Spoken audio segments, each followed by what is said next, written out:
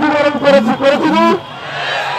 আমাদের সেই ধৈর্যের কোনো মূল্য রাষ্ট্রের কাছে কি আছে? রাষ্ট্রকে এখন পর্যন্ত আমাদেরকে হাজিরার জীবনের ব্যাপারে কোন ধরনের আশ্বস্ত করতে পেরেছে? সুতরাং আজকে এই জীবন নামাজের পরে আমরা কোন রাষ্ট্রের কথা শুনবো, আমরা আপনাদের কোন এখানে এসে বসে গেছি। রাষ্ট্রের কোন কথা আমরা শুনব না।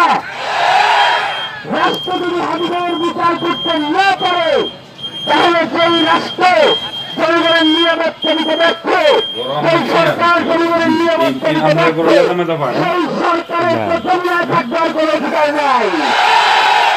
প্রিয় ভাইয়েরা, আমাদেরকে অনেক করে বোঝানো হয় যে আপনারা প্লিজ বাংলাদেশকে স্থিতিশীল রাখুন।